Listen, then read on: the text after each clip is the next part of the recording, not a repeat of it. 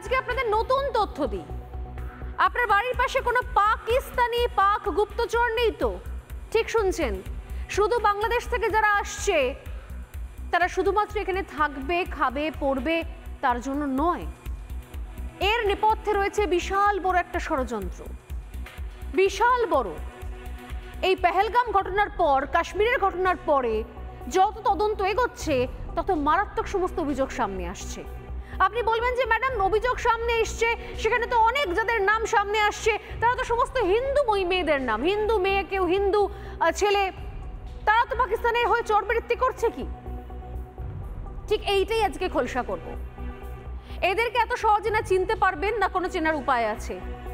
আপনার পাড়ার travel agent যে বিভিন্ন জায়গাতে টিকিট বুক করিয়ে দেয়, একটু সস্তায় ডিসকাউন্টে ট্রেনের টিকিট কনফার্ম বুক করিয়ে দেয়, বা কখনো কনফার্মেশনের জন্য বলে তার কোনো নেটওয়ার্ক রয়েছে, বা বেড়াতে যাওয়ার আগে ফ্লাইটের টিকিট একটু কমে পাওয়া যাচ্ছে বলে আপনাকে জানায়, বিভিন্ন জায়গাতে সস্তা হোটেলের সন্ধান রয়েছে যার কাছে, তাকে কি ভরসা করতে পারেন? কলকাতাকে ব্যবহার করে আসলে সন্ত্রাসে মদতের চেষ্টা চলছে।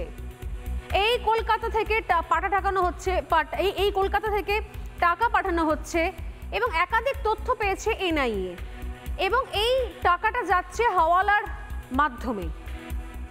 কোথায় যাচ্ছে? পাক গুপ্তচরদের কাছে। এবং এই বিভিন্ন লেনদেনে ট্রাভেল অপারেটরদের অ্যাকাউন্টও ব্যবহার করা হচ্ছে। একই অ্যাকাউন্টের মাধ্যমে টাকা আসছে পাকিস্তান থেকে, অন্যান্য দেশ থেকে, আমরা জানিও না। যে অ্যাকাউন্টে আপনি টাকা ট্রান্সফার করছেন, এখন কথায় কথায় বাইরে সামনে বসিয়ে দেয় অনলাইন, বলে ইউপিআই করে দিন, বলেন তো লোকজন। একটা কোড দেখিয়ে বলে যে এখানে এই স্ক্যান কোড করুন, করে এখানে ইউপিআইয়ের মাধ্যমে টাকাটা পেমেন্ট করুন। আপনি জানেন না যে ওই স্ক্যান করে ওই কোডের মাধ্যমে কোন অ্যাকাউন্টে যাচ্ছে আপনার টাকা। প্রত্যেক মুহূর্তে এটা একটা চক্র চলছে। আমরা যেখানেই যাই, ট্রাভেল এজেন্ট হোক বা অন্য কোনো কাজে, অন্য কিছু কেনাকাটা হোক, বা বাড়ি, দোকান, ফ্ল্যাটের ক্ষেত্রে হোক, এমনকি ওই যে বললাম অবৈধভাবে অনুপ্রবেশ করে যে আপনার আমার বাড়ির সামনের ফুটপাতে একটা ঘুমটি খুলে বসে রয়েছে, সেখানে রুটি বিক্রি করছে, সেও রুটি কিনে নেওয়ার পরে বলে সামনে কার্ড দেখিয়ে, ওই তো ওখানে আপনি ইউপিআই করে দিন। আমরা জানি না যে আসলে এটা কোনো পাকিস্তানের অ্যাকাউন্টে চলে যাচ্ছে না তো টাকা। ভয়ঙ্কর বিষয় চলছে আসলে। এবং শুনলে অবাক হবেন, জানলে অবাক হবেন যে গোটা দেশ জুড়ে যে নেটওয়ার্কটা চলছে, যে জালটা চলছে, তার অন্যতম হৃৎপিণ্ড যাকে বলি আমরা, সেই হৃৎপিণ্ডটা রয়েছে আমাদের এখানে পশ্চিমবঙ্গে। এই পশ্চিমবঙ্গে বসে একটা শ্রেণী নির্বিঘ্নে, নিশ্চিন্তে এই নেটওয়ার্কের জন্য কাজ করে যাচ্ছে। টাকার বিনিময়ে ছবি, ভিডিও, তথ্য পাচার চলছে সরাসরি পাকিস্তানে।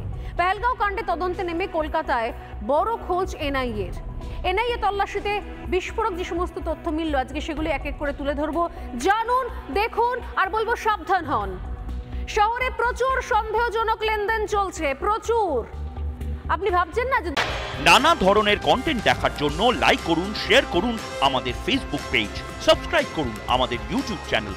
পাশাপাশি অন্যান্য ব্রেকিং নিউজের জন্য অবশ্যই চোখ রাখুন রিপাবলিক বাংলায়।